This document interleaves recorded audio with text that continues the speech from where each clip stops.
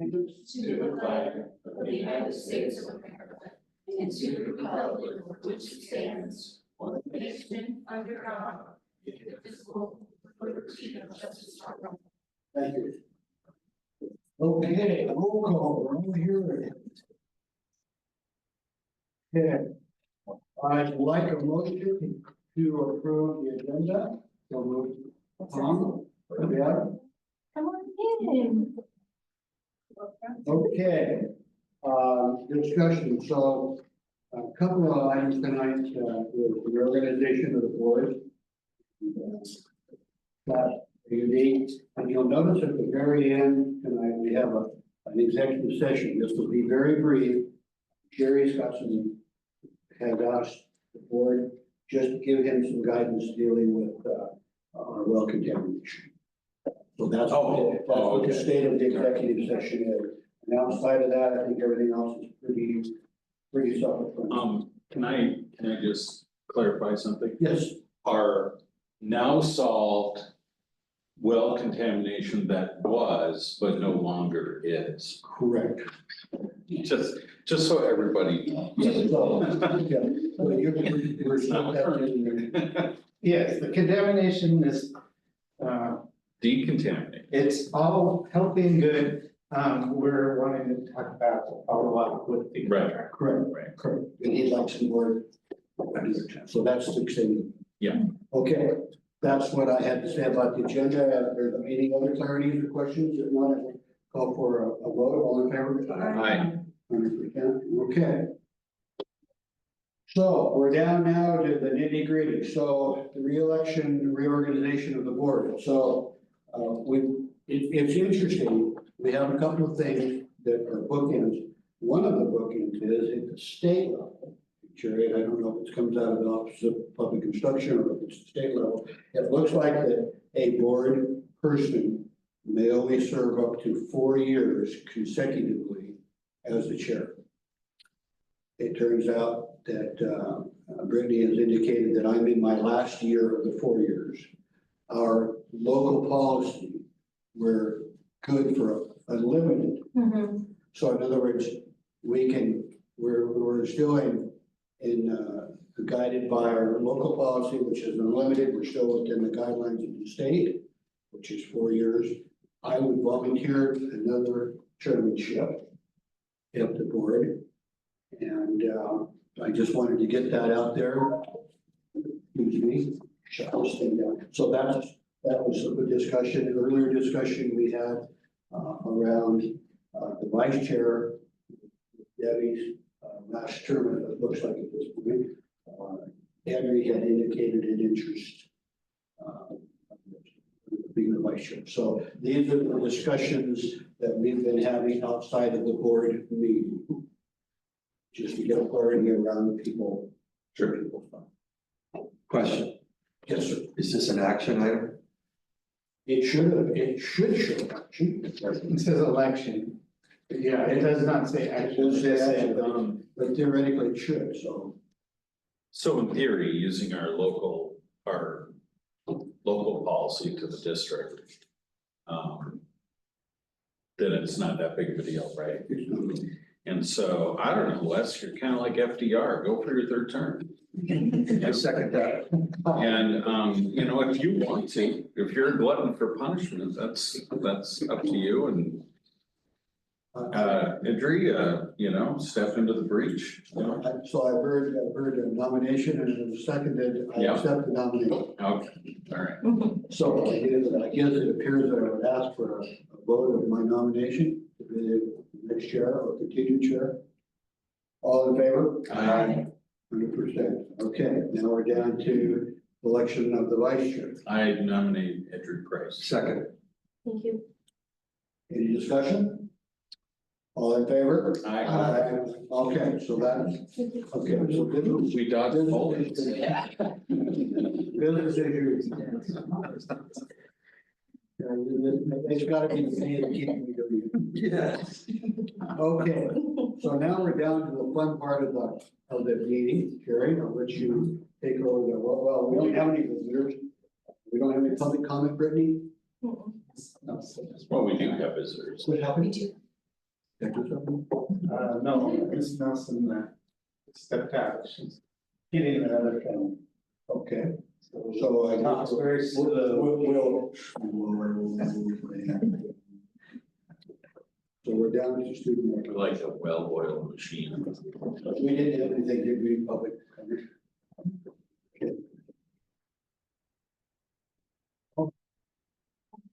Let's start with Cooper. Yes. Okay, Miss Nelson. Okay, come on up, Cooper. So Miss Pitchoff is our sixth grade advisory teacher, but she unfortunately has the bug now that's been going around all over the place. So Miss Pitchoff asked if I would please stand up here and talk about how wonderful Cooper is. Cooper came to us 3 years ago now. You guys moved over here 2 years ago, and has nonstop shown dedication to his work. He is a Gator in every way to his friends. He shows effort and he advocates for people when he feels that they need to be seen or heard for different things. And he works so hard in all of his classes. At Grapeview, we are safe, we are responsible, and we are respectful. Those are our three things that we try to show an example in everything we do. And Cooper does those on a daily basis. And he always shows our cooperation, which is our big character strong word for this month. He's cooperative and works with others constantly. So we are so excited to honor you with this, Cooper. And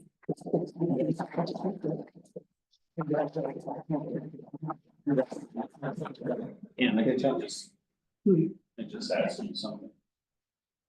I'm from Minnesota. We have a ton of those hats. I love that hat. Where did you get it? I wasn't. Oh, yeah. Well, I mean, we had those everywhere. Do you know where he got the hat?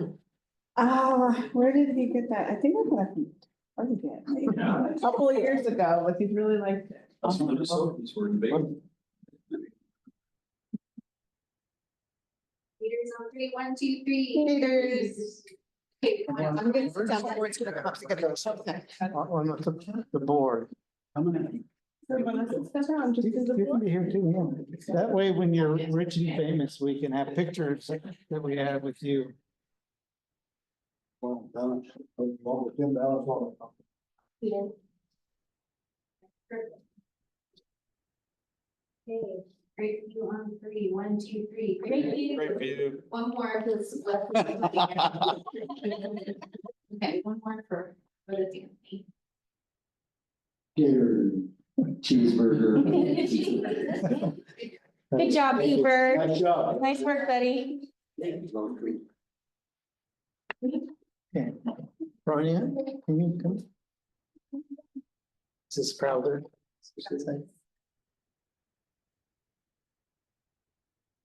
Summer, can you come on up?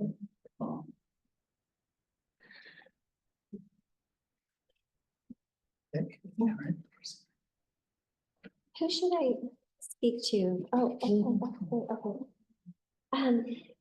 This amazing girl, this beautiful, precious girl is named Summer, and she has the perfect name for her personality. Summer has an incredible moral compass. She just does the right thing wherever she is in every situation. Summer has a phenomenal sense of humor. If you get a little glimpse into that, you are blessed. She is funny. She has direction. She's going places. She walks her own path. I have noticed that with Summer. She chooses her friends. She lets them come to her. She doesn't go to them. She's a very strong girl. She works hard. She's a lot of fun. She feels things very deeply. And in my imagination, I see Summer in a few years being a wonderful emergency room anything, because she stays calm. She thinks through it. One thing I really appreciate about corrects me very gently, and I make a lot of mistakes, and she's always right, but she doesn't say it in a sassy way. She just kind of has this aura of fearlessness. She's confident.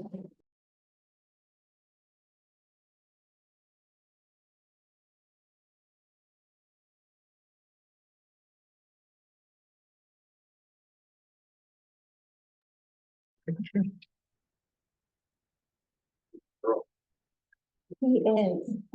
This little piece of paper doesn't do the justice. You're a monster. Oh, we're supposed to go.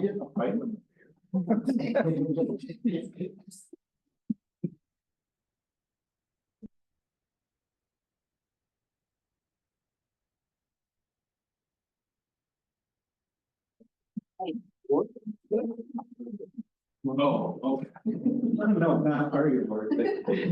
Well, there's a reason why they call it the Lord.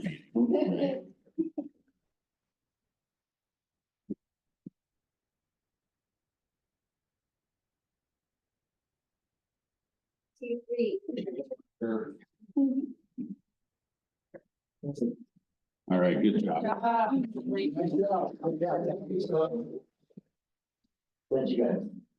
Thank you. Good job. Yeah, good job, Mom and Dad. Thank you. Very impressive. Okay, so I see Steve showed up. To recognize your hair, thank you. But you locked me out. Is that true? Is there any wonder why? So probably the only thing you're missed is that, I will continue to be the board chair and Henry will be the new vice chair. Very nice. Anyway, that's the only thing you missed the part of it. Okay. All right. So we've done the student recognition. Now we're down to announcements here. It looks like the 28th of March is a new release. Student conferences are the 2nd to the 4th. Spring break is the 7th to the 11th. I wish you were looking forward to that. April 14th track begins and the 23rd is our next board meeting. So, okay. Moving forward, I'd like a motion to approve the consent agenda. Someone. Second. Tom? Okay, discussion. So anything here, Sherry, that garden coordinator, that must be part of the. The remaining portion for staff who was doing it, but she resigned, so. The remainder of the year, we have another staff that like. So who is taking up that mantle?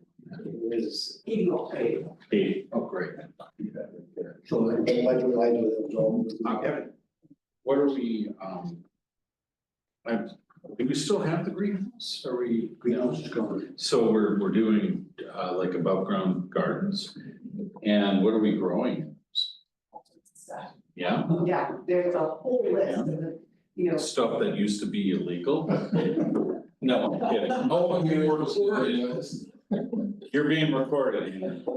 peas and lettuce and tomatoes and strawberries. Okay, I'll be by with my Safeway bag. I think there's some kale in there right now over winter. We are taking donations of seeds. You know, I have a really great recipe for kale. You wash it and you throw it away. Anyway, sorry. Okay. No, actually, I have good kale. So Any more discussion around the consent agenda?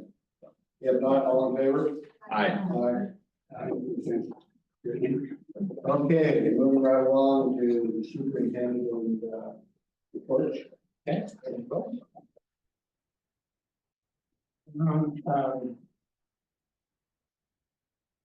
All right, once, I worked with Ryan and Cindy on a cybersecurity questionnaire for our insurance company, which in itself is not very interesting at all, except that we want to make sure you know that our company, that our insurance company does have cybersecurity, and that is important in the modern era. Absolutely. And we are engaging with them to ensure they have the information they need so that we can be covered properly. So that's the reason. So that would be the school's version of McAfee or something like that, or is it above and beyond that kind of stuff? So it would be if there was an intrusion, and there was costs associated, we don't insure. damages, if we had damage. It covers, can I talk? It covers any actual cost you incur because of a breach. Okay, so, yeah. Exactly what I was thinking. Yeah. All right. And the insurance man here, just in case. Yeah. Okay, so, as you know, our school performs very well in the state, and that is usually almost always measured by our SBA testing And we do, by we, I mean Hannah and really Cindy right now, really coordinate that really well. It's more than just passing out a test. It is a lot of coordination, a lot of scheduling, a lot of communication with the state in terms of security measures and staff training and accommodations for children with special needs. And so it's quite a big undertaking to go through that process. And Cindy is doing that for us, and it's a ton of work. And so the testing is coming. We always do well in large part because of the work these people are doing right now at Cindy to make sure that we're ready and kids are prepared and everything's organized. And it's an important factor in the success we have. So In the last results that you presented to us, that was like the beginning of the year where we left off and where the kids were, how they were progressing through what, December, wasn't it? Just. That was our year. That was just- that was our That was just our intern. Yeah. So this is gonna be the end of year, how we, okay. I get, excuse me, I'm just gonna. yeah, no, it's understandable. We all. Mid-year. Yeah, it was about our internal testing, which also drives our interventions, which she runs, which influences our SBA scores, which is our state of public score. So there's a lot that goes into that, a lot of work, and when you hear families talking about that, it's in the beginning of May, we'll be doing actual testing. So anyway, thanks for all the work to make that happen. Of course. Apollo, weather permitting, will be have everything operational at spring break, so that's good news. So the July and August meetings, there'll be no door kicked open. That's exactly. Yeah. So and then shortly after that, they will work on the controls. Right, so we're using the same control systems that we currently have, and we're gonna make sure they are everything's operational, charged and running and balanced and all that good stuff. And then when that's all working good, then we will switch to the new control systems shortly after that. So that's progressing along. So let's see. Sometimes I debate whether I should tell you that we're applying for grants or wait till we get it. Sometimes we don't. We did a lot of work, but a lot of people put a lot of work into trying to access grants so we could have a walk-in freezer around the back. Sherry did a big portion of it, but with Andrea and Tony and Carol and everybody getting all the things together so that we could get all the information that we needed to apply for that. Because Carol and crew are doing an amazing job. I'll talk about that more next time, but they've really stepped into a lot more scratch cooking, and we have a lot more students eating lunch, and so the freezer will be is very much needed. So What kind of monetary expense would that be? to us, hopefully none. No, I know, but what's the overall? About 30,000. Yeah. The beginning is one thing, and then you have a place to put it. But Is is it that including Special installation? electrical. Yeah. Sorry, Yeah. well, yeah, there's a lot that goes into it. Yeah, it'll be an engineer that has to design the electrical, and it will sit on the outside of building behind the kitchen, so. Yeah. It's a big deal, and it's a lot of money, there's a lot of people competing for that money, but, So it could be more, right? Because. 30,000 is about the total for the. Okay. and the installation. But the installation is Yeah. about 10,000. It's not as bad as I thought it would be. You know, I thought it would be more, but that'd be great. And so what you're saying is we're guaranteed to get the grant? We didn't get it, it was gonna. Yeah, exactly. Yes. Right with you.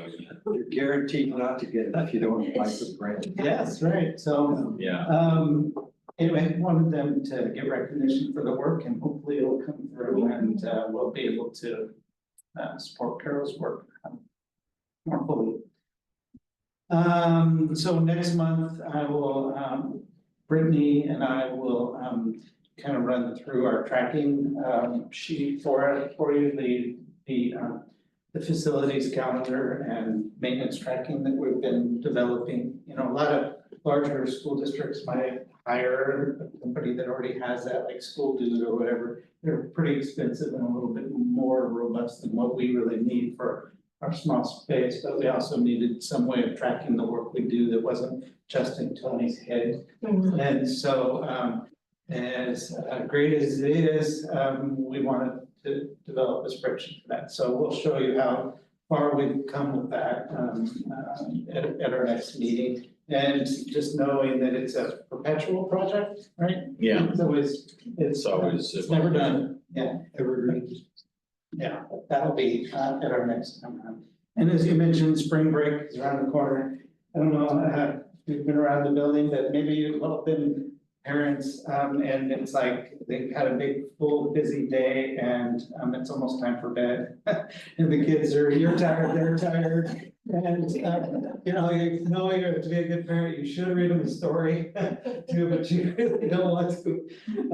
We're all kind of at that point right now. Spring break is just around the corner. We love them dearly, but, They feel it too. yeah, so, that's kind of where we're at. And things are going well, but, just around the corner is spring break, and teachers, very much deserve that time. And then my last thing is, we have the executive session, and I'll talk more about that at that time. That's it. Hannah, you look like you're, and Hannah requested that as soon as she's done, she'd go enjoy her time with her at-home daughter on spring break from Central. Grown up. Yeah, listen to her say, hey, can I borrow the keys? I'll be home late. She has to share with her sister who's not driving. Oh. That's a real fun thing. I'm sure it is. Yeah. Yeah, I remember those. I have a comment on Jerry's Yeah. presentation. I think it's crucial that we be very alert and sharp and paying a lot of attention to whatever organizations will offer, whether it's the Department of Commerce in the state of Washington or foundations or groups that give out grants, and our ability to get the documents, make the application and prepare it so that it's as impressive as we are. It'll make a difference in the quality of our ability to deliver like we promised to deliver. I'm a big proponent of grant applications. We've had a pretty good run, haven't we? We pursue them aggressively in today's modern funding, we kind of have to. We show. Okay, and Let's see. I also really love the fact that every time Cindy and I say, oh, there's a script for this, Jerry's like, go for it. It's a good team effort, because it does fund so many things. All right, since the last board meeting, at the end of February, we had our second character strong assembly, and we had it on honesty. And then we presented the March cooperation. So our next assembly is coming up. Ms. Murphy, our second grade teacher, has been celebrating March Reading Month with Shamrock reading activities and contests, and the kids are doing great with it. The classrooms are, if you see, you'll see shamrocks get colored in, and it's for how many books they're reading. And I mean, pretty much we're gonna have to do an ice cream party across the board. Financially, it might have to be cheap ice cream, but those things are good stuff for the staff pool award with a little Ben and Jerry's or something, a little more calorie intensive. But delicious. And so the kids have been reading like crazy for the month of March. Mrs. Williams, she took on Reading Week, which was the first week of March, and Reading Night, which was the first Thursday night in March. And it was so successful. It was a great event. We had, I think, 140 meals that we served, and more than that with people who came through. So that was great. At the book house. No, that was the spaghetti night here where we did. Oh, okay. And Miss Breeze ran the whole Scholastic Book Fair during that week. And I don't know the totals, but they were great. We got free books to every single kid at their grade level in the school, which is always really exciting. 3,000. And that's without giving them or with giving every kid a free book. That's awesome. Very good. Cindy's also just so relaxed about things like that, like, oh yeah, writing an entire week of a book fair, no problem. Let's do that, because they're like, just all like collected about things. That's why it's such a good partnership, because she just brings down that, look at this, and then it's perfect. She runs it beautifully, so that was a really fun book fair. We were just able to celebrate the reading for kids. First and second grade went to the Hands-on Children's Museum on March 5th, and they had a blast. ASB's pasta night at the Boathouse was last week on Wednesday night. It was so awesome. We're not sure yet how much what percentage, I mean, we know that they get the percentage, but we don't know what that amount perfectly is. But it was a packed night. It was constant, seeing so many families. Jerry's parents came. It was really special how many community members came and how many kids who already graduated who came back with their families on that night to celebrate. It was great. Upcoming events, we are starting the Kiwanis Club after spring break. It'll be every Wednesday after school from 3:15 to 5. Mr. Olson, our fifth grade teacher, has taken the staff lead on that, and Mr. Siptrock, our substitute, he is a member of Kiwanis Club in North Mason, and so he's coming out to help with that organization. The students will be working on the trail, cleaning up the grounds, and learning cooperation skills in the program. Our parent-teacher student conferences are next week on Wednesday and Thursday from 1 till 7. Teachers are leaving this Friday and the next Friday, the 4th at noon, because they're staying for those 2 late nights. On April 26th, it's a Saturday from 10 till 1, we're having a trail and garden work day, basically a campus beautification day. Can you say the dates to that? Sorry. Oh yeah, sure, April 26th. And at conferences, I'm gonna have flyers put out. Okay. For that too. So we're gonna work on the trail and work on building benches at the amphitheater that the Garcia's built for us, which is amazing. So yeah, we have the wood and the supplies, we're just gonna get out and get to work. And the garden as well. So Katie Walter, who's taking over the garden position, she is collecting seeds and starts and things like that, so that we can get things going for that. It's gonna be a good day. Tomorrow, Andrea Goddard, the fourth grade teacher, and I are taking 12 students, 2 from each grade level, 1 through 1st through 6th grade, to the Young Writers Conference in Bremerton Olympic College. Yeah, we used to do that pretty regularly, and then COVID hit and it kind of changed how they were running it for a while. We are back on it. I'm so excited to go with them. So the kids are bringing manuscripts that they've been working on for a while because their teachers nominated them. And then I'm running a workshop session, and Andrea's running a workshop session, and the kids go around, work with different college professors on the campus in writing workshops. So it's a really cool experience. We're excited to be a part of it again. Yeah. 5th grade is going to Pierce College next Tuesday to do a planetarium exploration. They're working that goes with their science unit that they're working on, and Mr. Trimble, who supports their STEM class, is also going with them. So they're heading over there. And 4th grade is taking the salmon to be released at Feller the week after spring break. And then there's more educationally programmed field trips coming up through the spring. And a lot of these have been funded through grants that the teachers have even applied for, like the Hands-on Children's Museum. Connie Severance got a grant for it, it was completely paid for. The Pierce College one at the planetarium was significantly reduced to like a $40 group fee, educational fee to take the whole 5th grade to experience that with an instructor teaching them about it. So it's pretty exciting that we're getting to do these things for such people. Wow. And that's all I have for upcoming. You know, we've got a lot happening. Spring testing course is starting in May, and we're trying to get those kind of ramped up for that in a good way, and getting them excited, and yeah, we're working away. I have 2 comments, and one of the comments is actually a question. But the first comment is I was able to go in last Thursday and participate, and I believe it was Katie Walters' 3rd grade class. And she was teaching the kids fractions and using the minutes to an hour. And how much is a half an hour, and it breaks it into 5 minutes. And two things really impressed me. One was, well, three things. She involved all the kids in the class and gave all of them the opportunity to answer a question or read a question. And then, I'm trying to remember how she did it. Whoever was answering the question then was told to give the pen or the stick or whatever it was to another child to participate in the next part of it. And these are third graders and they were nailing it. And they were attentive. And I just sat back in there in awe. And then after that was done, I got to go with the third graders into a PE class. And I think it was with the fifth graders. And the PE teacher was phenomenal. And they did warm-up exercises and stretches, and I thought I should get up and do them with them, but I didn't.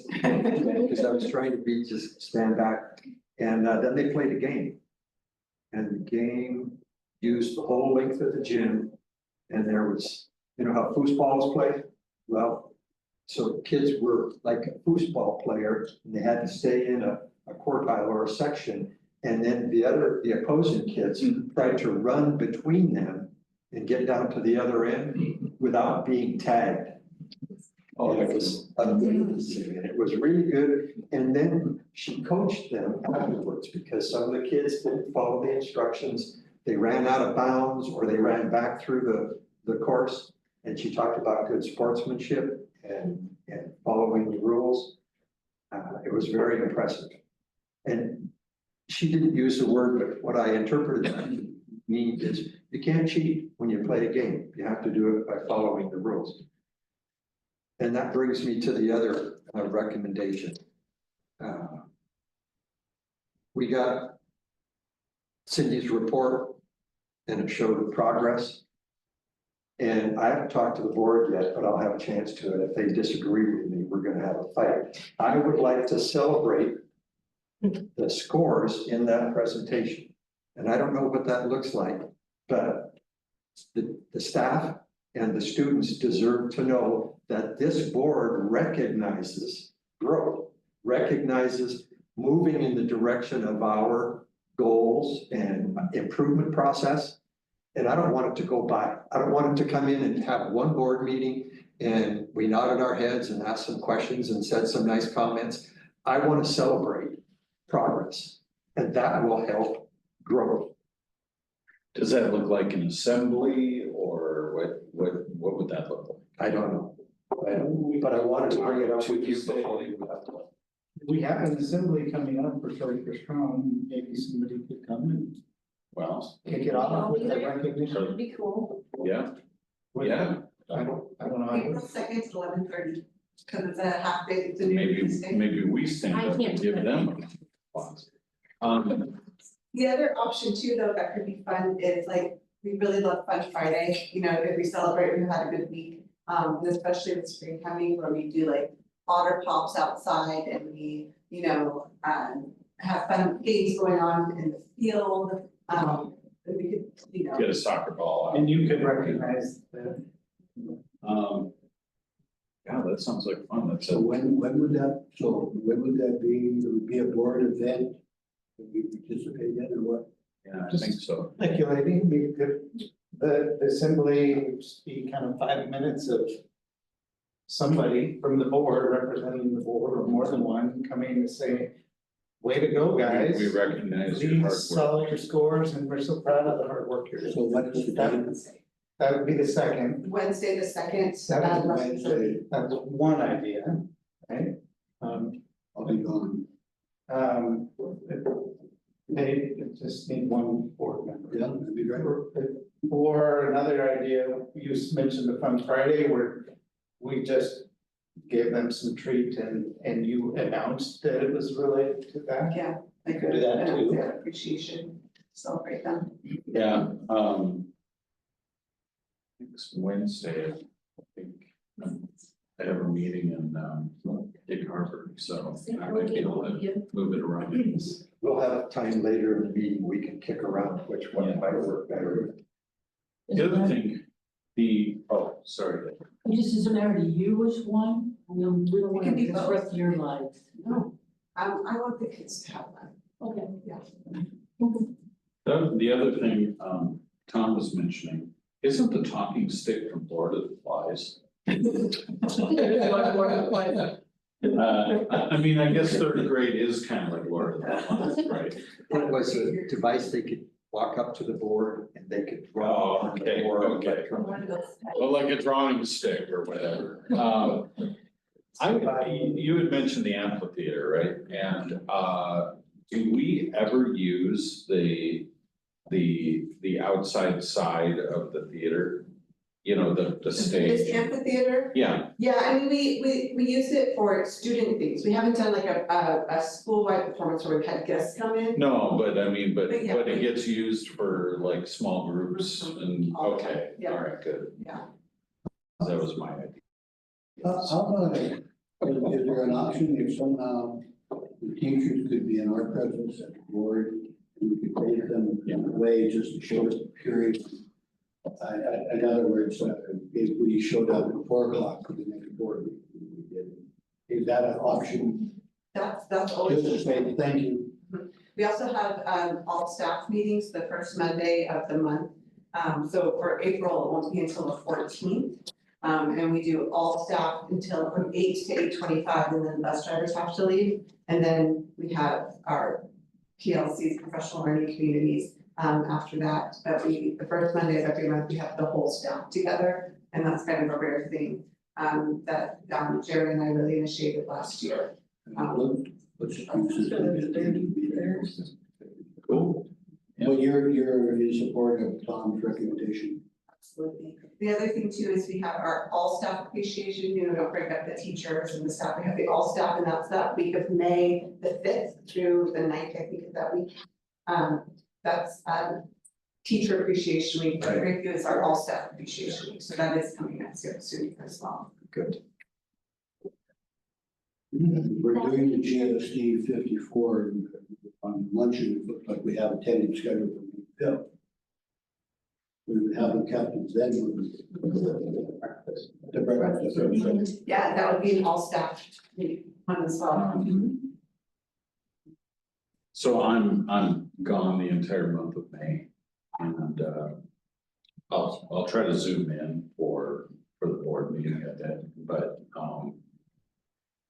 yeah, so Okay, maybe arrange something to be delivered or something, do DoorDash or I don't know. I don't even know if they come out here. They do. Do they do that? Seriously? Just give us your credit card, we'll take it. I'm not sure if there's any room on Colleen. okay. Nice job, Ms. Reagan. Thank you. Have a good evening. Okay. So what, Can I clarify something? Yes. May 5th is what we usually normally, when we request for the teachers, is that the day? Okay. Yeah, we're gonna get through that. I think so, aren't we, Jim? We have it on there. How many teachers? How many teachers? Staff. Okay, so, okay. Okay, so I'm gonna move, item number 12. Andrea? All right, so I'm doing something a little different. I wanted to share something electronically and I ended up just doing the whole thing. Okay. Brittany's gonna help and bring up a presentation. It changed up a little bit, the format of what you used to see, and it's essentially all the same data. It's just in a different flavor, so I'll call it.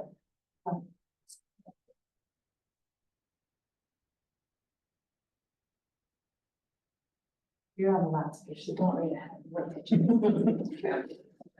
So this is the new look that I've come up with for our monthly report to the board on our financial situation for the district, and this is a work in progress. We can change this, we can amend it, we can tweak it. This is hopefully the start, I know, it kind of evolves and grow.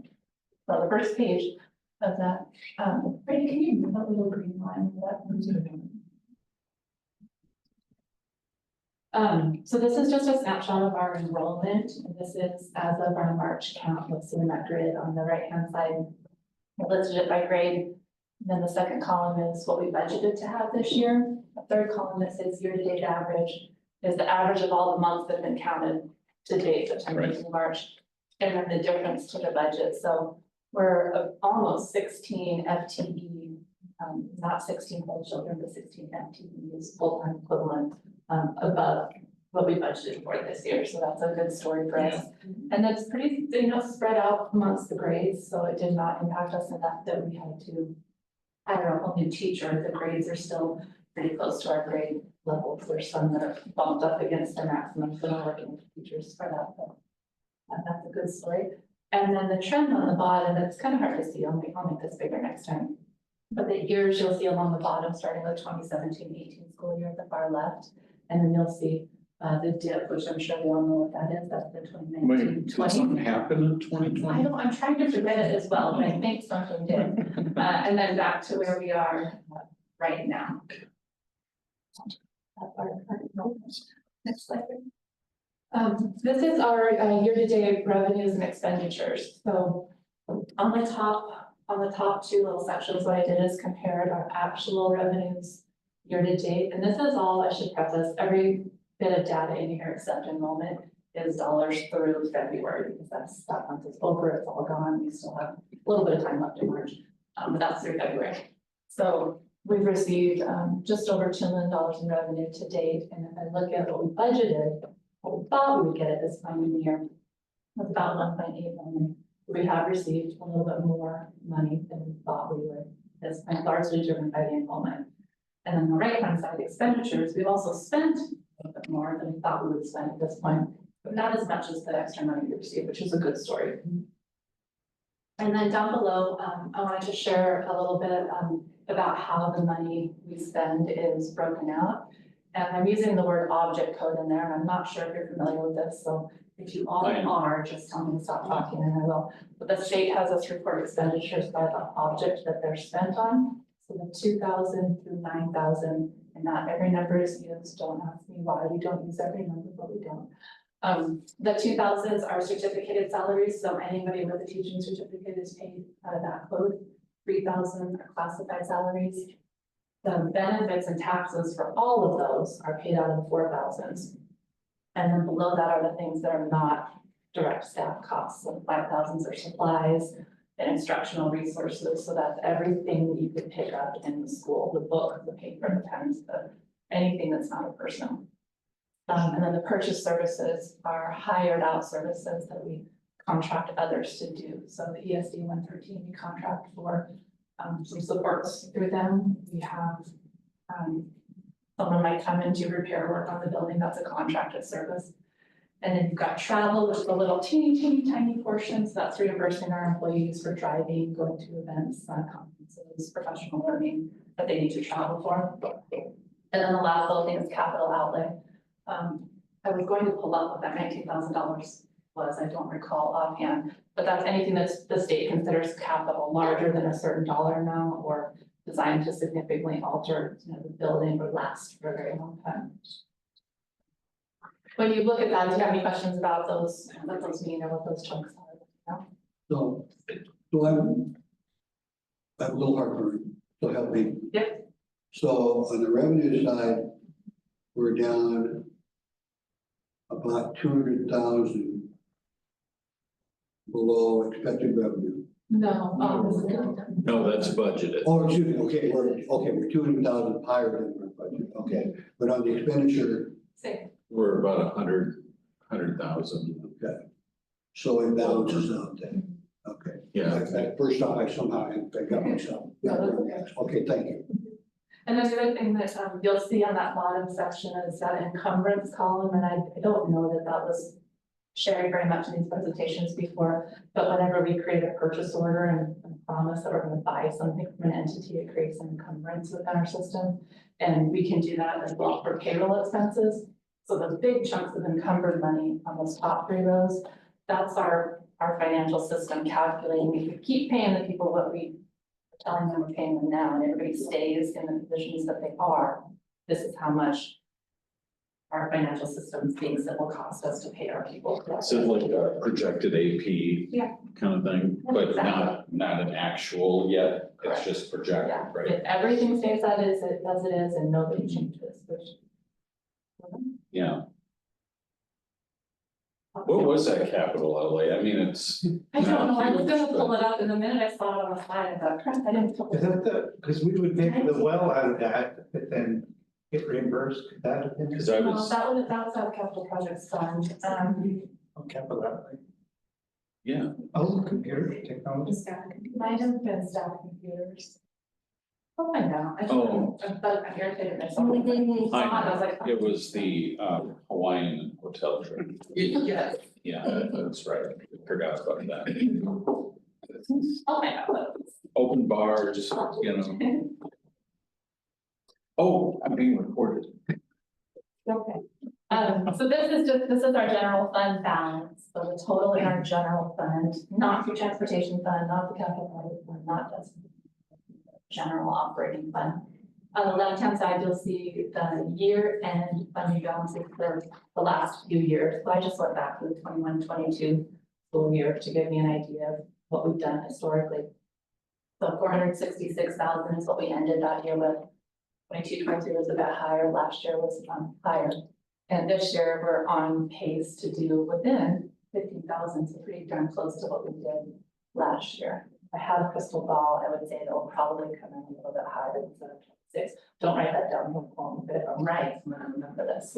So you're guaranteeing. Yeah, What's the, Yeah.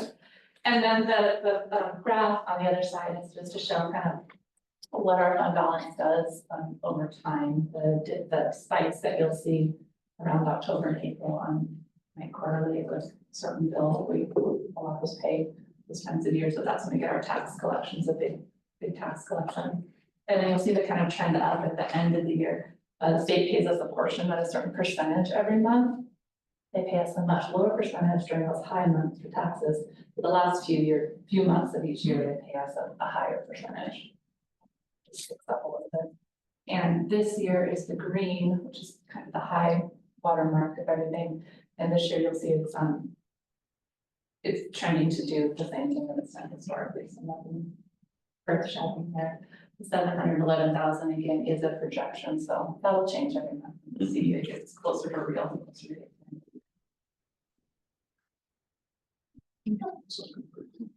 These are just snapshots of our other fund balances, and you can see where we started the year, what we received, what we spent. The capital projects fund, you'll see the beginning fund balance and ending fund balance are almost identical. The revenues and expenditures in the middle of that are from the Apollo project that we have, and that's grant funding. So we spend the money to get the grant as an expense reimbursement. So that's just a wash. And then the debt service is the bond for this building, for the improvements done on the building. ASB is all of our student-driven money, so that's all led by students. And there's not a ton of activity in that this year after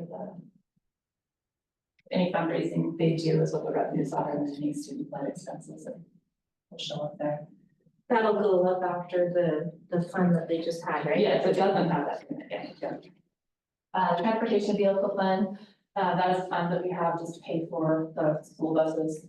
And we have almost $245,000 in that fund right now. We did just commit ourselves to buying that new school bus, so about $180,000 expense to buy one new school bus.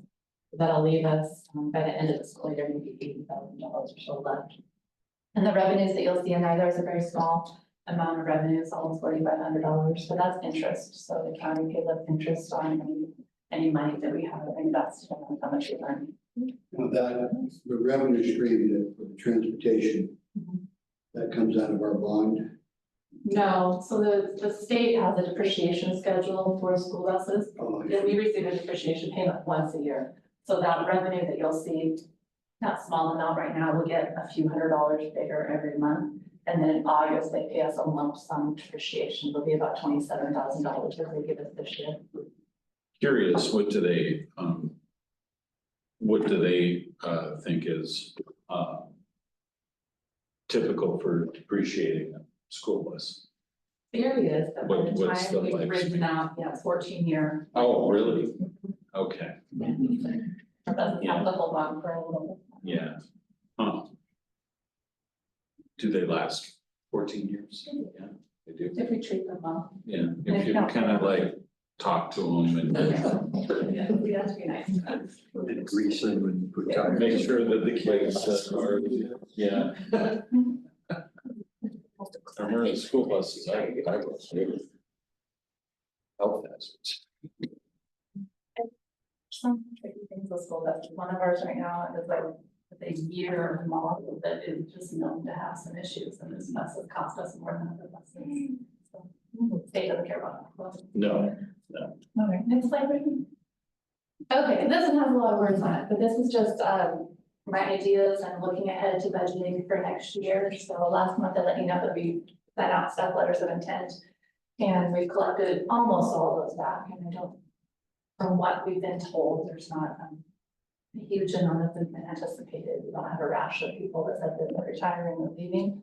So a few little conversations here and there, not dramatic at this point. We are continuing to watch and monitor the state legislative session. I'll let Tom speak to that, which I appreciate him in front of me. Unknown impact right now on the federal funding changes at this point. We've been told to just operate business as usual and soon we'll get those funds. And every time we hear that from OSP, there's always this little asterisk at the bottom, but plan ahead, make sure you have it just in case. So we're watching that, we'll see what that looks like. And I have some more information on that later in the presentation. Enrollment, like we talked about earlier, is continuing to trend above our budget. And Hannah's been working, doing some surveys with our families to plan for the upcoming year. And then also to try to figure out and forecast our TK enrollment, which is kind of hardest because you don't have a cohort, you don't have a class before. Sure. And then the last paragraph is not designed to be scary, and we'll certainly talk about it more. But if we have to do a reduction force, we do legally need to let the certificate staff know by that date, and then we'll obviously have to make that decision with us prior. Is that dictated by contracts or is it dictated by the state? Or- Yes, State. yes. And what happens if after the May 15th date, if there's a catastrophic circumstance that drives how we're gonna respond? If we all of a sudden get more money, okay? how optimistic. Yeah. We'll be optimistic. For certificated staff, you're obligated to have a contract with them. It just means you get rid of everybody else. Yeah, that's not. 7,500. And hopefully the state will be done. You know, before that date, there's some caveats if they're not finished. I wish the state would just take a few years off, give us all a break. So this won't be in every one of these presentations, but we've been talking a lot about the federal funding and how much federal funding Grapeview receives, what the state might, you know, what we might do if the US government decides to not give us that federal funding. So I just pulled up for the current year. On the top there, those are our big buckets for federal money. So we have a grant. They call it REAP. It stands for something that is giving me at the moment. Rural Education. So we're using it this year to pay for our Renaissance Learning Program and one screen. That's about $30,000. Year-to-date actual is the money that we've received so far, so we just haven't claimed everything in that grant yet. And the second line is our special education, the IDEA grant. And we use the big bulk of that to pay for our spend, the co-op that we have in Mason County. That's just under 50,000. Then the next three lines are Title I, Title II, and Title IV funding. And we use that to fund parts of different people in the building. That's just right around $100,000. And then the school food service is also a big chunk, just under 100,000. So for Grapeview, it's just under $300,000 that we have budgeted to receive in federal funding this year, and we'll receive just about that. The bottom two pieces that you'll see there, Brittany's gonna bring those up live on the screen. And this was some data that OSPI put together. Brittany, you can pull that up. The OSPI did some comparisons so that we could see statewide what federal funding districts receive compared to one another. So they put together what's called a heat map. And if you look really, really closely on that map, once you get it pulled up, you'll see Grapeview is kind of a light pink color. So the darker red colors receive more federal funding, and darker green colors receive less federal funding.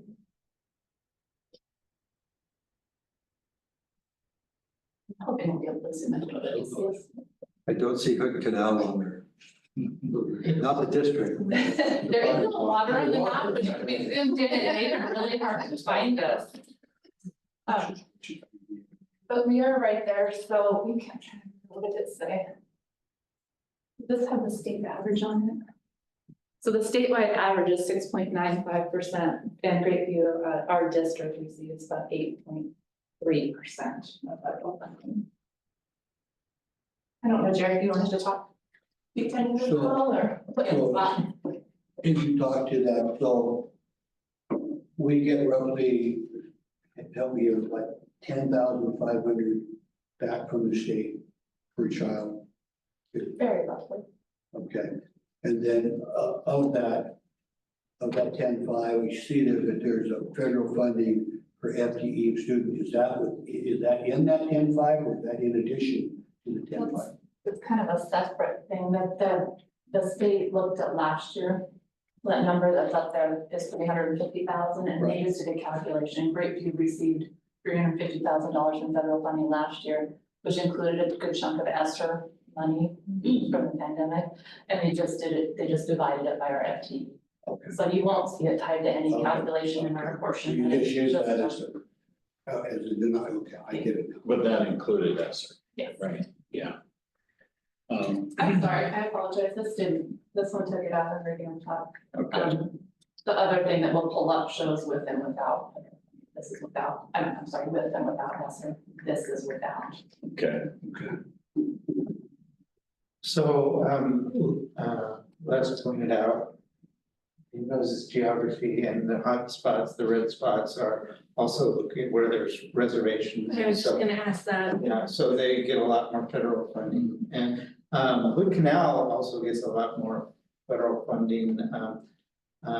But they are not, To they're not the- red, they're more like. To the left. No, go up, Down. up, up.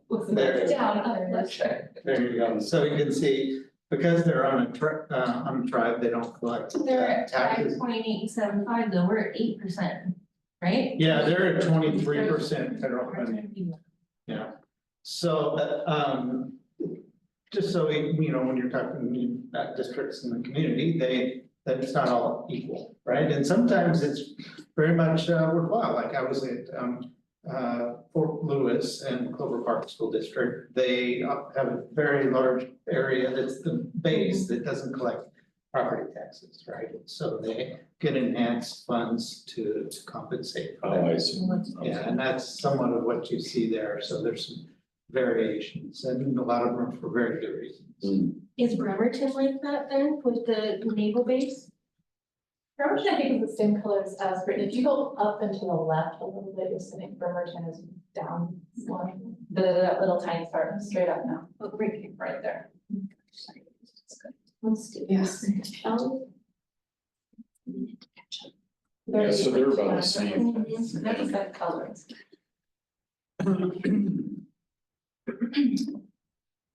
Okay, can I bring up the other? Fix that. OSPI.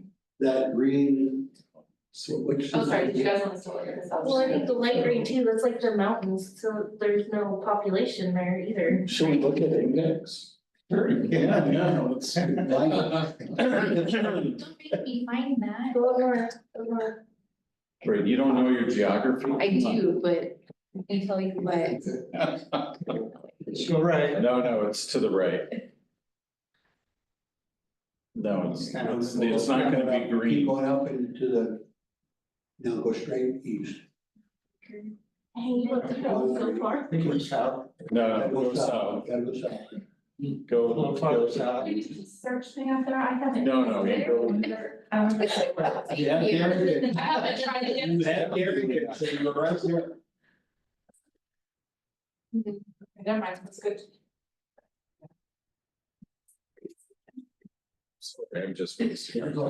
We'll get you a report. Yeah, please don't. I'll send you the link to that. Today. Send me the link, yeah, that'd be great.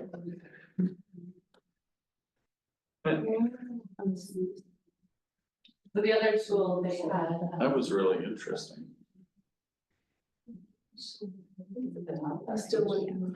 See, they still take Yeah. more good things from us, and they just give us a little crumbs back. The other tool that they gave us is what Brittany's pulling up now, and we can compare like. The districts.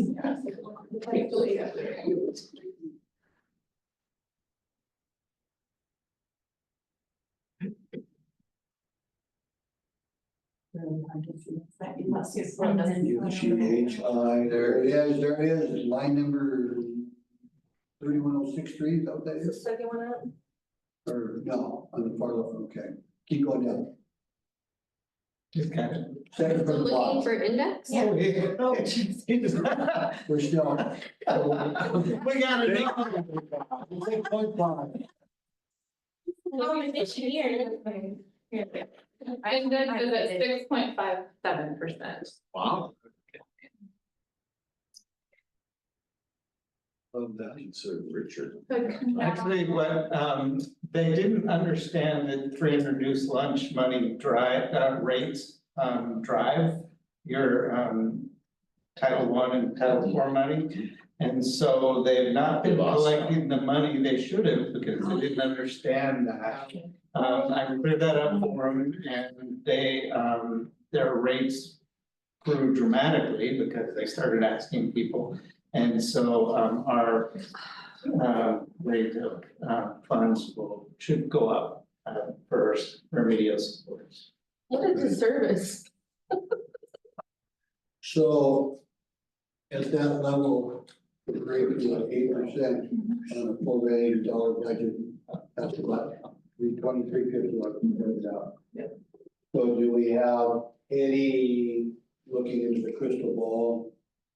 At this point, it's all in there as far as sensitivity of receiving that money in the future. Everything we've been told with OSPI is that there's no indication that the government's really after taking money away from schools. Can I just express a concern over that, is the idea is to stop taking money from the state and then giving a little bit back while not providing really any service, right? Anything meaningful. Yeah. Is kind of what the idea is, right? And my concern is to give the state back this money, or they leave it, you know, they're, hey, we're not gonna take it anymore, right? And then it's up to the state to decide how to distribute that, right? And I've lived in this state for a long time, and I know how that goes. It's, you know, like, oh, well, Eastern Washington didn't vote for me, so, you know, pandemic, they're still under lockdown, and then, oh, you know, this is, well, they're supporting me, and so I'm gonna make that, you know, essential jobs, or, you know, I mean, so I'm just wondering if it's gonna be fair, right? And so that's my big worry, is when the state has to decide how the money gets divvied up, are they going to follow the same formulas that have, you know, that have set precedent? Or are they going to use it for consultants and studies and that kind of stuff? Or are they going to, you know, is the grifter class gonna get to it, right? And so that's my big concern, is leaving it to the states. Well, if you have well-intentioned people, then that's okay, right? But if you don't, then, you know, so it's kind of like a sort of a crapshoot, really. So do you have more to add on to this? That was the end of my presentation. I should have go percent. There's no end slide to say like the end question mark. So just a little positive. We're Go ahead. progress.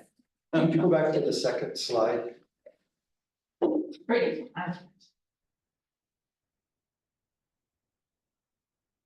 Second slide is the revenue and expenditures. Way back to the beginning.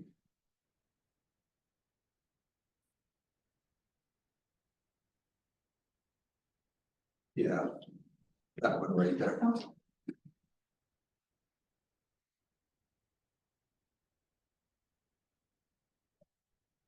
Did you want that slide or the one that followed it? Let me see the one that followed. Nope, nope, the previous slide, you don't know what slide. Could I get a copy of that? So what we're going to do, and I can have Brittany email these out to all of you with the board packet information. We're also gonna post it on our website. Okay. Oh, that's good. Never that big. Okay. Where, is there a slide showing what we have in our savings and like, are we a little bit above what the board wants as a? That was what the general fund. Is that the general fund? 711. Okay. We don't have the savings as such, it's just a budget balance. The ending. Oh, we have a reserve. That's what I was asking, the reserve. It's a 9, Has- yeah. 9%, but that's a 7-Eleven, right? So this slide is all about our general fund balance. So when I say balance, it's our total of all the money we have within our general fund. And within that $711,000, the minimum fund balance reserve that we have per policy is $377,000. Was that what you mean? Yes. Good clarity, I was thinking that was 7-Eleven. I like to see that, so Okay. I mentally can go, okay, we're sitting above our projected percentage rate Okay. or below, or. So, some feedback. I like this. I like You that seem comfortable with it too. So, I don't know how the rest of the board feels, but I think it's. And I can add things to it if you guys would like to see more. I will tell you, Edry, if we were ever encroaching into that $377,000, you would not be hearing about it right here. You would already know. Like, for us Yeah. humans is running a budget, I like to see like, okay, I've got that in my savings, I know I've got that there, and then there's So X amount That might be something sitting above it, so that to show that in we know we're in the green. in a bar with that Yeah. fund or that 9%.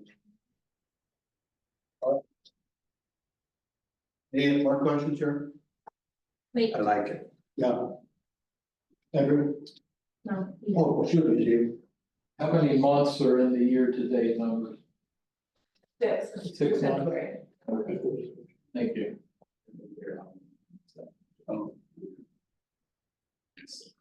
All right, Can I make a comment? of course. I know that's shocking, but I really like that. That was really good. And it kind of distilled it down very, very easily and I really liked it. So good job. Yeah. I'm gonna ask the board, if we could, if we just take a quick 5-minute bio break, just a quick one. All right. Thank you. Yeah, the users are well. So, yeah.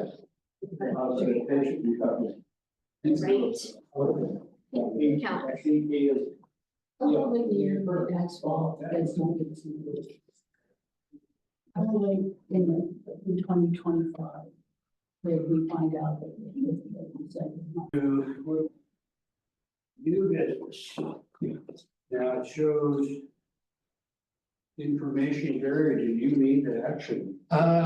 It says approve, and we're ready to approve, the district or, the admin has gone through it several times and we consulted with the, teachers union and they've signed off on it, so it's ready to go if you wish to, approve it today. Like to wait. So, This is the one they have mailed out for you. So what he has in his hands is next school year's calendar. Right. Yeah. And we also have an update for this school year's calendar for the changes that we made as it relates to this weather.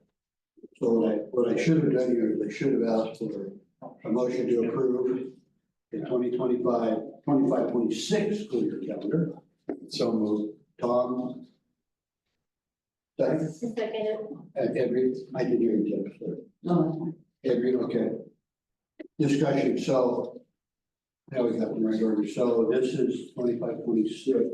Is there anything here that you say it has gone through review with the teachers, And you too. Union is all good, we're happy, they're happy. And it's almost identical to sure. What day is graduation? Eighth grade graduation. June, it's June. Right around, Oh, that hasn't been identified for next year. okay, You're asking for this year or next year? For this year, For this year? yeah. I believe it's June 10th. I'll double check that. Do we want to do things on this calendar, for instance, like in October? No. June 10th. June 10th. On November. That's at like six at night. We determined, I'll get more info on that. It's a half day. I just wanna make sure I'm here for it. Just want to make it out. Oh, yeah. I didn't. Well, in November, our board meetings are usually the fourth Wednesday, but that would be the 26th, and that's a noon release, and nobody's gonna wanna hang out, they'll talk to us. So should we just make everybody know it's gonna be the 19th? So we have a separate board calendar. Okay, This is the total school for everybody calendar. Mm-hmm. And once this is approved, okay, it goes out to everybody, but we can also then separately make our board. okay, so, okay, gotcha, Yeah, that will happen this summer. okay, We'll identify those dates. okay, okay. How far in advance are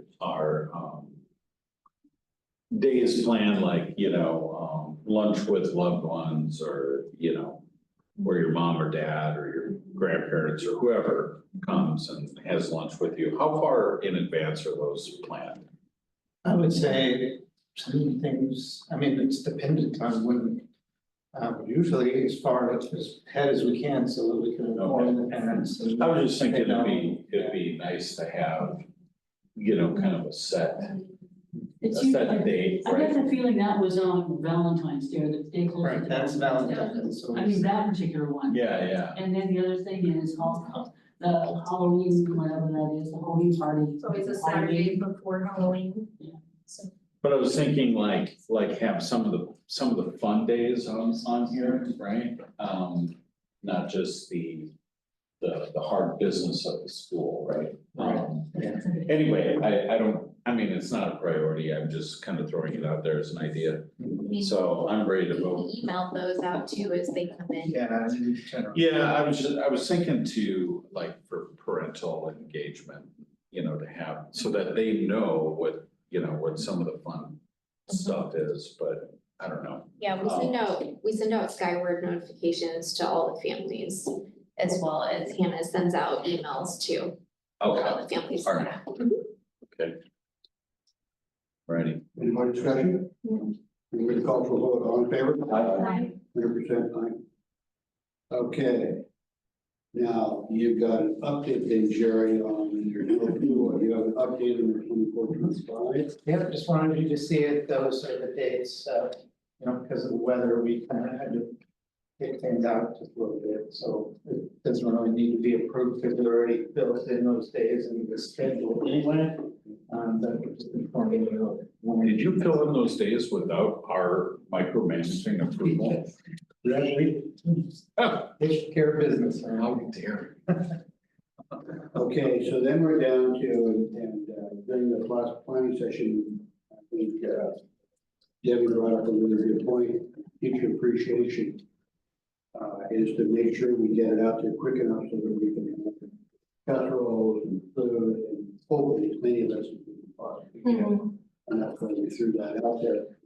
Your idea, Tom, of using that venue, is that too late in your mind of the year to say thank you, or? If that's the only thing we're gonna do, it's too late. Okay, we need to do something closer to the time frame when we got the report and we recognize the progress of the bill. Okay, and is your intent to recognize children and encourage that? Yeah, that's what I took it as, is. I feel it's both children and staff. Because so if you do it with the kids there, teachers will be there too, so can get them both. All right, so that would, That would be the assembly. That is on the 14th of April. Yeah. Next Wednesday. So that, Next yeah, Wednesday, next Wednesday. 11:30. I can move something around, I think, to be here. So we'll put short notice stuff. April 14th is Monday. April Second is when we're is the doing this. Wednesday. The second is the assembly.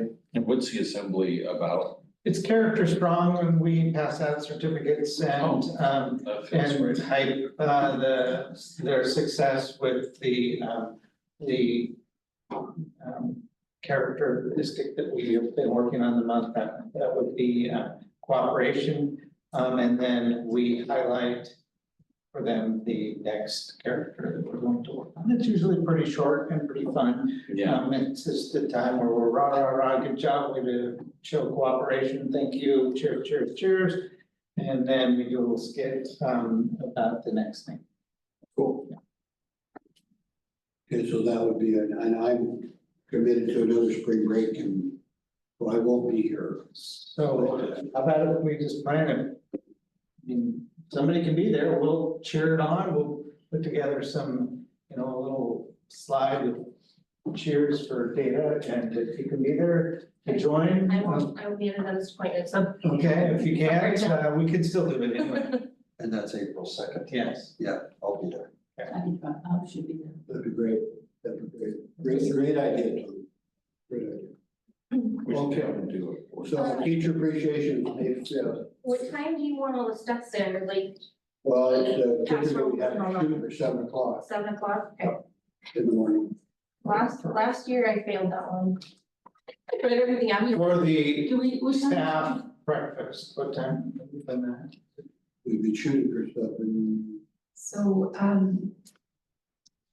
like paraeducators contracted time is 8, and then, certificated is 8:15.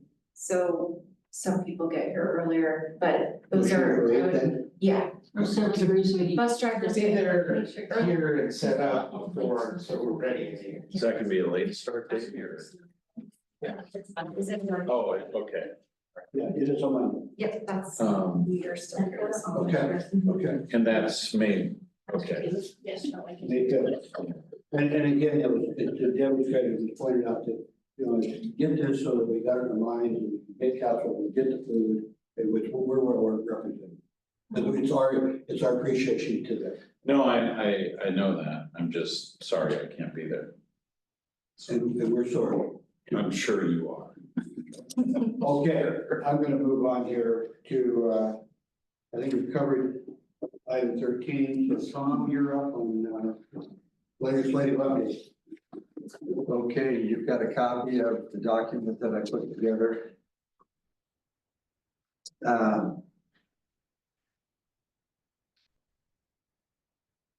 Can I start off asking something? Has anybody called in or done anything to the legislation to oppose these bills? Because I have. And I really think that's something that we can do as a board to make our voices heard.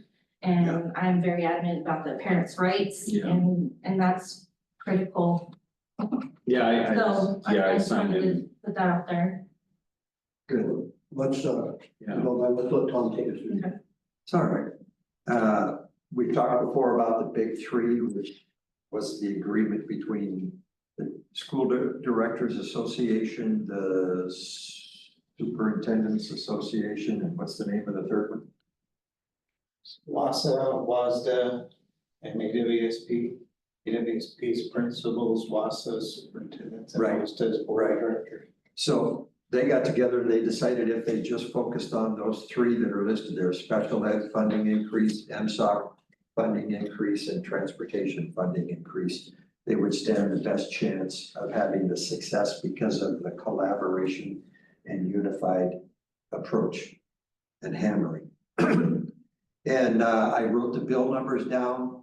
In each of those three, you can go online to you can Google Washington legislative bills, and it'll lead you to the legislative opportunity, and you can select bills, and then you can key those numbers in. And it'll tell you today or any day that you look at it, where those bills stand. And it has been a war in Olympia for the people that are pushing for special ed funding increase. And they do have, the bills do have, they're out of committees, and they're going to be battled over for the exact language. And it's gonna probably get down either to the end of the regular session, which is the 27th of April. And I'm just guessing that there's gonna be an extension. They're gonna go into special session in the month of May. Because I can't figure out, if you go down to the bottom of the page, or the middle of the page, it says there's a budget shortfall in Washington.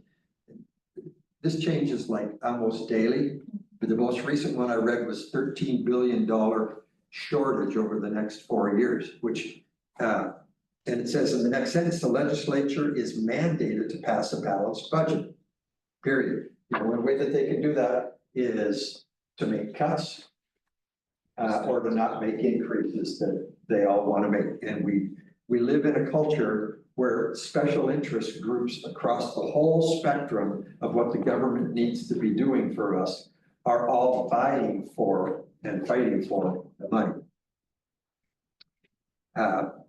I'm very encouraged that the special ed funding has gotten enough traction to get to where it is right now. It may not be at the level of, you know, don't get me wrong, but I don't have all of the language. There's a multiplying fact that the higher the multiplier is, the more money a school district or the state will allot for special education needs.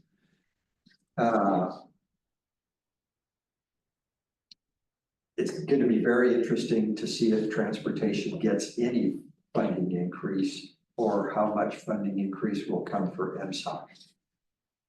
I mentioned in the second paragraph below the top three, the bills that came out in this legislative session to take Initiative 2081, the parental rights bill, and tear it apart and adjust it or repair it so it meets the legislature's intention of what either they think was the intent of the bill or whether what they want it to read. The sponsors of that initiative last year have vowed to launch another initiative to strike down the new bills if they become law. So when it talks about a health-related issue, is that, what is that? Is it what I think it is, or is it something? Yes, it is, Les. It's what you think. There are a number of laws in the state of Washington that deal with student health.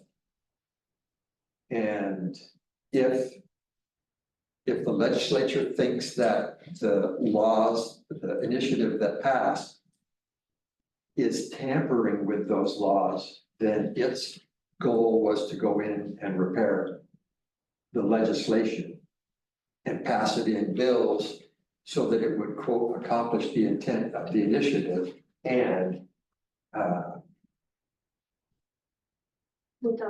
be in accordance with other state laws that have been passed. And the fourth sentence in there is really interesting. There have been heated debates in both houses in this session about the crafting of these bills. One, on the one side, wanting to modify it to meet what they believe the laws are supposed to intend. And the other side is saying, hey, wait a minute. You can't take an initiative passed by the voters in the state and modify it to suit your political means. Exactly. So you've got two bill numbers in there, SB 5181 and HB 1296. I would encourage you to go into that legislative Google lookup the portal and type those bills in and see what the latest on it is.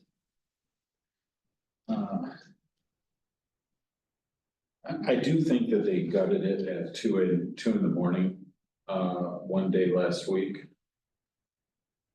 So controversial things, they pass in the middle of the night when we're all sleeping, right? So, you know, Travis has been busy, but he'll like text me his frustration sometimes. I mean, it sounds like it's just brutal, but, yeah. So the governor has come out and said he's going to cut budgets in state departments. And well, I thought I heard earlier that it was 6 million, but the most recent number I got was 4 million. Billion. Billion. And the key thing is balancing a $13 billion shortfall. I'm worried that education is going to get shortchanged from where it is now and the traction that we've got. I invited Travis to come visit us next month or in the May board meeting. And I think in May we'll still be in special session, but that's just an opinion. And I asked him to get a hold of me, and I sent a lengthy text to him, and I don't expect him to read the text today or even read it and answer me for a period of time. And that's okay. He is fighting for us as are the other two members of our 35th district. And I'm going to watch him more and more closely as we move out of March and into April. And if I see something come up, I'll get a hold of you guys. I'll shoot you a text. And I'm not going to send group text. I'll send individual text to you. Because if I send you a group text, then you text me back. We open up the door of a public meeting. Having a meeting. And I encourage you to drop a note, an email, a US mail note to our reps and senator. Just encourage them, because they're fighting for us. They're fighting for our school district and our schools. And politics is I'm just going to call it a difficult business. And deals get made and voices get heard and attacks go on. And it's a monster of a shortfall. And we're blessed by the fact that they have to come up with a balanced budget. The federal government hasn't come up with a balanced budget for years. We just keep fabricating more money. And there's a whole bunch of states that want to do the same thing. There's so many voices vying for money. We also live in a state where the Constitution mandates that we fully fund education. More to follow. Any other questions, comments? If you don't have a copy of the document that I sent out earlier or gave to you earlier, I've got the contact information for each of them, et cetera, et cetera. I'm optimistic, at least slightly. And I'm really hoping that the special ed funding makes a significant impact on this school district, not the other school districts. That's all I've got. The 13 billion in shortfall. But it obviously, is that due to the fact that the revenues aren't there that they anticipated having? No, actually, I think it's just the amount of money that the, no, that the legislature wants to spend. Part of it, of course, we're in a scenario where we have a 2-year biennium, and we have 4-year plans, et cetera, et cetera. Inflation has driven costs up. And what they didn't accomplish last year in the legislative session, they're trying to accomplish now in this year's session. In spite of the fact that they have this monstrous shortfall. Okay, any more questions here? Thank you, Tony. I mean, your, to echo what Debbie just said, thank you. To echo your frustration, your voice was clearly heard. Nice job. Thank you for keeping us updated on this issue. Okay, I'm going to move on to item number 15 on the policies that were attached in our packet. As I was reading through these today before coming to the meeting, I was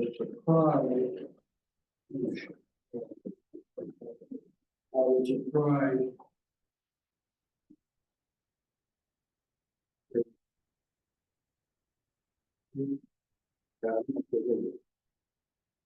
So the one that stuck out to me that when I looked on it, just 3014. The superintendent will arrange, and this is information on first reading, but I'm not going to call for any sort of action. The superintendent will arrange for health services to be provided to all students, but not limited to maintenance student health records. The development of procedures for building isolation and taking care of students who become ill. We include but are limited to not consulting services of licensed healthcare educator, vision, low distance and near and hearing screening, immunization records and screening. That's something we do that. We do that. We do Yeah, schools have done that for. We're doing that. Yeah, even when I was a kid. Well, I can remember the site thing, and we could have had the visiting nurse. Yeah, we had a hearing machine, like a machine come in where. Do we have that here, or we directed? Oh, is that right? Yeah, we have a nurse that comes once a week and she has quite a bit of process to go through and take care of. Okay. So, what happened and why we have these two, and there's actually one more that I have not brought before you yet, is one of the regional nurse supervisors came through, met with our nurse and went through our policies and realized that we did not have these, and so we're updating these policies to reflect their need. And then there was one that has to deal with medical marijuana that was also recommended, and I'm going through that one a little more scrutiny before I bring it to you. Why is medical marijuana, I'm just thinking about it, why is medical marijuana treated any differently from ADHD meds, or why is it this one category? It's not on the federal level. Um, I think, I'm pretty sure it's not recognized by the federal government. Yeah, well, no, it has specific procedures and we can't administer it, only the parent can. And there's just real specific rules around it. I will bring, there were some things in there that I just starting to know it's pretty good. And also, like having parents be able to, administer medical marijuana, on the bus, right? I'm like, that's not gonna happen. No. So I'm gonna get that out of there before I even bring it to you. don't harsh our mellow. So I'm reworking that. Okay, I was just curious, I just thought like. Yeah, I'll bring it next time around for a first reading. Boy, are you a bummer. Okay, so I start out 3410, going to 12. Well, can I comment Go ahead. on 3410 real quick? So 4 and 5 seemed perfectly normal because, I experienced that when I was a little kid in school. The thing that I don't know, that kind of concerns me is the superintendent will arrange for health services to be provided for all students. health services, what's the definition of health services as it relates to a K-8 school, right? Why are schools being asked to be everything to everybody all the time, right? And I get it, you know, you go to the nurse's office, you're feeling a little sick or whatever, you know, you don't want to take that test and you want to, you know, fake something or, you know, or maybe you really are sick, right? And so I get that, but that's a pretty broad statement for health services, right? I mean, so are we gonna be arranging for an MRI and, you know, I mean, I know that's ridiculous, but I'm trying to say that there's no definition of really what our responsibility is as it relates to health services in general.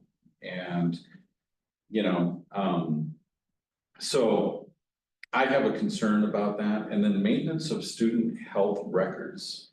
Okay, I get the vaccinations and maintaining that, making sure that everybody's got their measles shots and everybody's got their mumps shots and whatever else, you know, that has come along, but what other health records are we responsible to keep?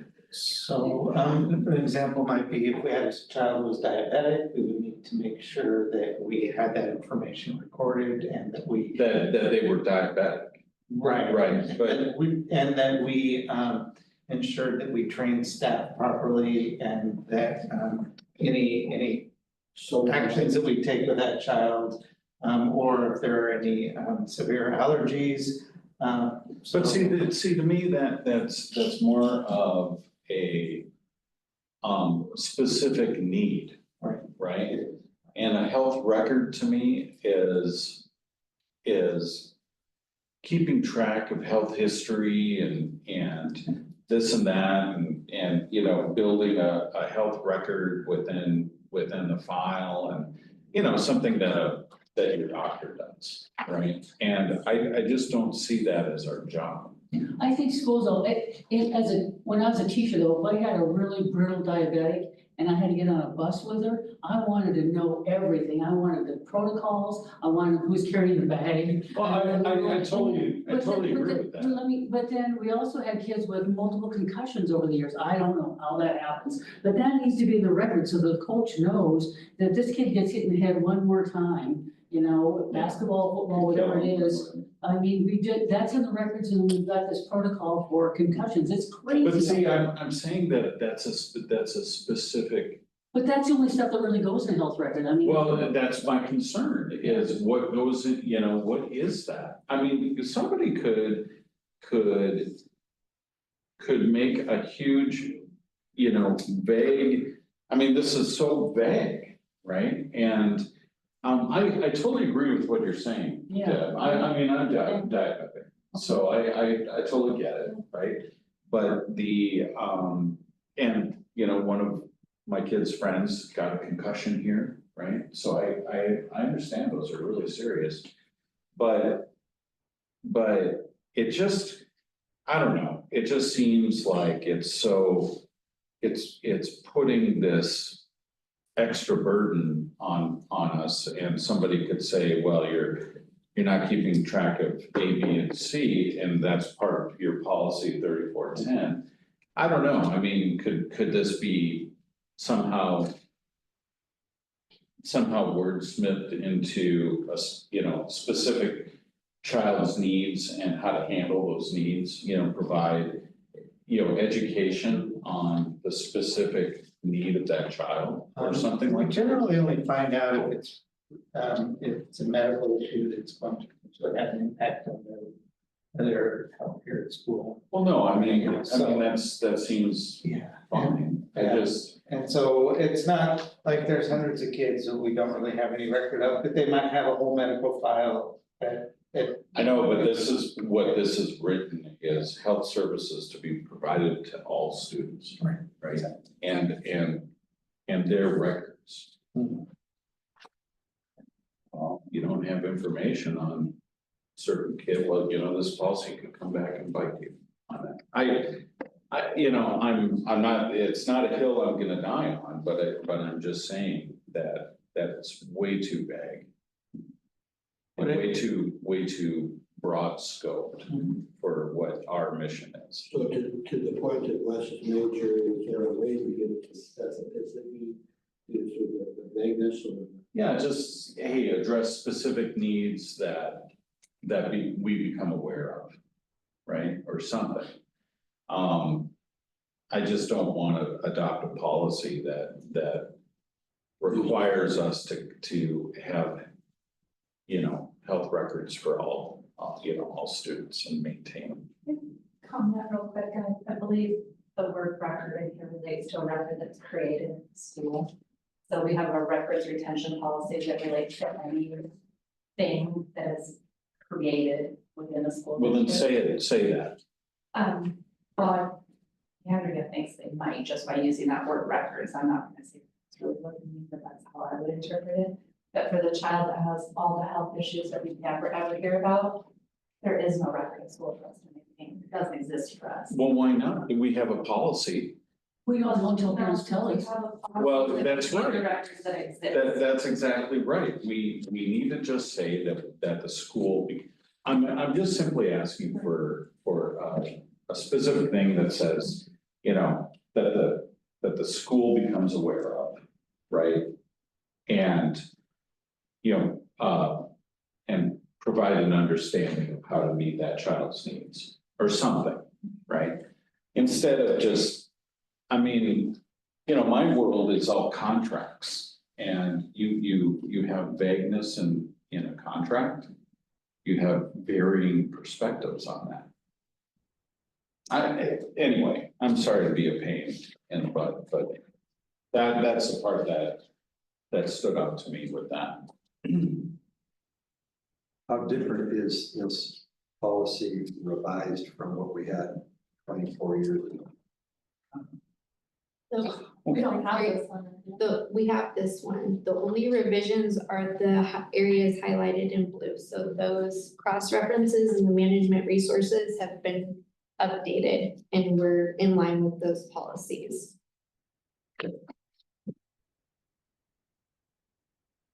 Okay. So, Sorry. interesting discussion. Sorry. So if you can. I apologize. Has a specificity to, Well, just look at it and see Yeah. if you can wordsmith it a little they bit. want to support this thing, obviously. Yeah, we want to support it. To run the school. Yeah, I will check, what we can change and still keep it legal. And then 3412, we could move on to that. So do we have defibrillators now in the building? Yes. We do. Okay, so this was last, August 2018 then.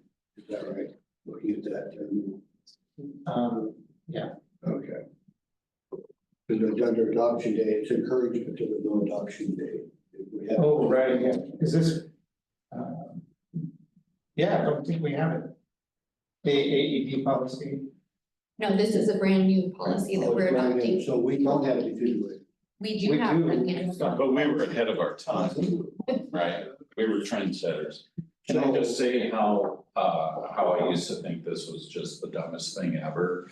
And I was in Arizona and a bunch of my friends and stuff were playing pickleball and somebody actually had a heart thing. And they had an automated defibrillator and they saved that person's life. And I was like, what? All of a sudden I was like, wow, that's cool. Yeah. So anyway. So this is something that We should have. we should have, and then obviously all the training, designated people. yeah, we're doing all the things that we're supposed to, we just don't have the policy. Okay, so that helps clarify, because a good superintendent will develop procedures for placement, maintenance, and use of AEDs in school. That's all right. Yeah. We have things in place currently, that training, first aid training, et cetera. Okay. So who are our AED Well, we've all gone through, if you've been to CPR, first aid training to be that. That's part of it. That's standard in that training. Yeah. Does the device have to be looked at every year like a fire extinguisher does? Like, making sure it works good? Battery. Okay, I will leave this, if we're all in line. Okay, so as far as policy approvals go, no policy schedule. So I'm gonna move down to 16, which is the April board meeting. And then the filing date, anybody that, so. There's outside, let's see, is there anybody on the board currently that has to run this year, you know? I have to run, Tom and Deb. Yeah. and I can run really fast. Right, we can. Okay, Tom and Deb, okay. All right.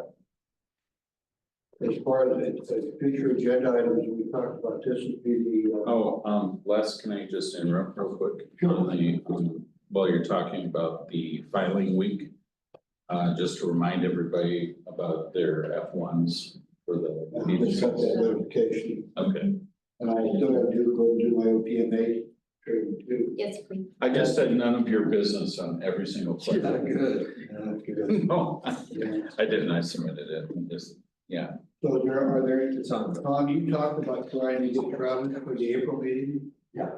That would be something that, Legislative update. any other, This is future agenda items. yes, Yes, so as you know, Title IX was changed, it's Title IX for the boys and girls sports, right? Yeah. Title IX was changed back federally, to boys and girls sports. And the city of Tumwater, the school district there aligned, they passed a policy to align with that and basically said, girls and girls sports, boys and boys sports.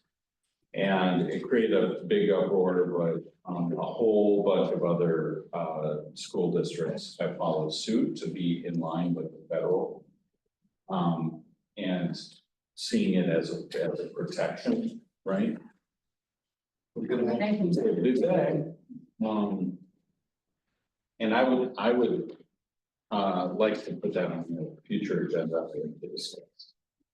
right, so the item actually is, what? Discuss title. Title IX.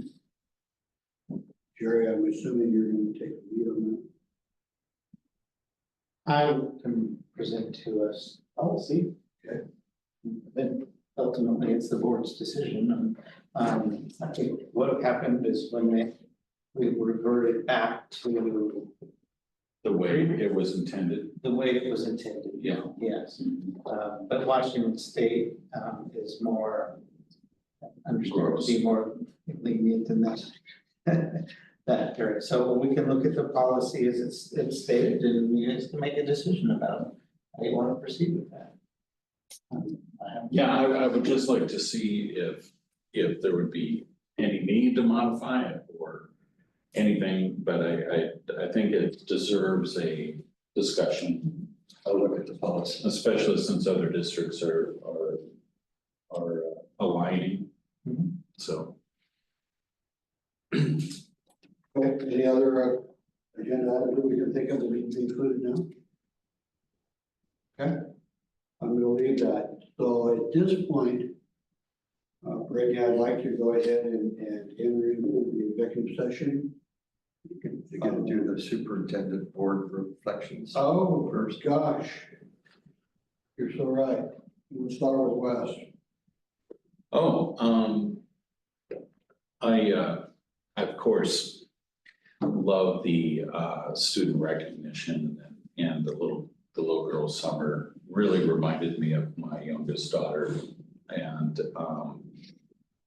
I really miss those days. But I thought Andrew's report was good, and it's you know, kind of a new format for us, and I felt like it was that she's really acclimating to us and the culture here.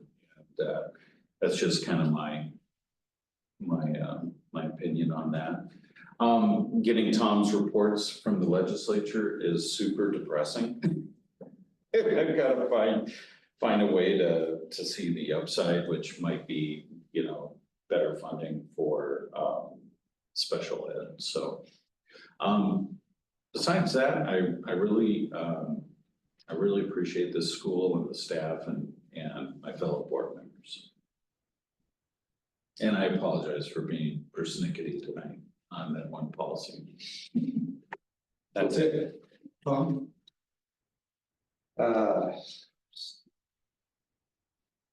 The report that I submitted for the legislation going on as it relates to schools and parents and children in schools.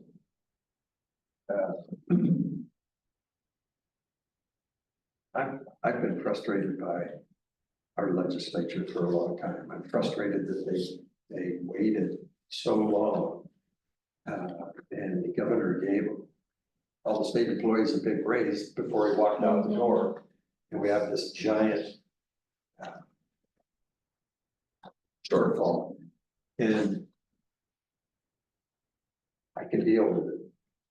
And I can fight. And I feel like fighting. For us, for our school, for our kids, for the community that we live in. And I'm just real grateful that we have such a fabulous staff and parents and kids. And I encourage you guys, if you have not gone in this school year and sat in a classroom, that you get with Anna and figure out when you can do it. Highly recommended. And you will get pumped up by the experience. And I'm glad we've got a good superintendent. That's it. Thanks. Should be thanking North Mason for having a lack of vision. I'm happy that spring's coming around the corner and these little ones get a little break, and same with the teachers. I like the new report that Andrea presented to us. That was very helpful, and she put in some of the stuff that I requested, so I like that. Yeah, all the hard work that the teachers are doing is paying off, and these kids are thriving. It's more than we can ask. Thank you. Thank you, Cindy, for doing all the testing stuff, because been there, done that, and I don't really understand how complicated that is. I was gonna say miserable, but let's just go complicated. So thank you. Thank you, Brittany, for negotiating your way through the slideshow game, because we're asking you like find a place on the map that you can't find. And you were just really nice. That was Thank you complete very much. test. We appreciate it. We are gonna have some geography. West, no. I know north is. No, your other north. Yeah, so, thank you, Tom, very much for the report. It's concise and sad, but concise. I appreciate that. You know, every time I come to a meeting, I'm so glad that I'm associated with the school. The things that they do, the gardening and the trail, and there's just so much going on that help, that make kids want to be here. That's a huge issue for most schools. It's getting kids school, so I appreciate that. It's a big deal. That's about it. Who leads that trail project? Like on that, was it the 5th or on that day, who says, I need this done, or I'm just asking for a friend, Probably to bring a a pole saw and a chainsaw. combination of, if there's anything related to stuff like that, that'd be a conversation with Tom. Totally. And also our Hannah and the garden coordinator too. So Miss Walter, Yes. Oh, I should say I spent time in the 5th grade classroom. It was fun. I like Mr. Olson. He's cool. My son would have liked him. I know, he didn't like everybody. So, yeah, that's a big deal. Yeah, it's cool. I guess one of the things that is thinking that through. Yeah, finally. So we talked about in the offsite about something that being put together from a, what's good about Grapeview? Why are we where we're at? We talked about this the outside. I know the kids made a run at it and you went, where do we stand? Is that still an active effort? No. Unless we want to pay money for a professional, I don't see us doing a wide, great view that we put out on the website. Can we put that on a future agenda item for next month? Because I would like to talk about some ideas. Selling Grapeview presentation? Who are we trying to sell it to? Because we already have, Well, the community in general, and we want to maintain our, outside, the people outside of the district have this viewpoint of, you know, oh, there's a waiting list to get into Grapeview, right? It must be really good. And we want to maintain that brand. I mean, we want to always build our brand, right? And celebrate our victories and, you know, keep it a sought after, right? But we can talk about that next month. Well, you're Cindy, I mean, we talked about this assessments, we talked about the level we've got to. This is really, I mean, for this taxpayer member of this board is really important to me. So you get a chance to share it, and I'm speaking for myself, I'm not sure, I could probably speak for everybody, but I'm throwing it out there, this is significant, and I wouldn't be on this board, I wouldn't be running asking for another chairmanship if I didn't believe wholeheartedly in what you guys are doing. So you guys are leading this, you're pulling your orders, you're just trying to help you guide it, so thank you. She's made with you, Jared. One thing really stuck out to me that's not so common, and that is, when we have a business report, numbers don't look, I'm not an accountant, right? I'm a people person, and the numbers don't always tell me a story. But she used that word, go in a report, of the numbers telling the story, what's going on. Yeah, the good story. Yes, she said that exactly right, the good story, and I really appreciated that because I'm not an accountant and they don't always speak to me clearly, but she was able to tell the story and as we give her what our needs are, she'll be more able to clearly tell the story, and I appreciated that phrase. And I appreciated the tweaking of how we do the presentation, because it's beginning to tell a story to me. So that was my reflection. This is Andrew's presentation. Yes. I feel like she's growing into her job. Yeah. Has she had to use Tracy much? Resource? A few times, and I think they're kind of done at that. They might meet again around budget prep, but she's she's sharp. So we're at 7:04-ish. I guess we adjourn this meeting and we'll be, good night, have a good evening. Thank you for putting up with it. But anyway, let's go to executive session.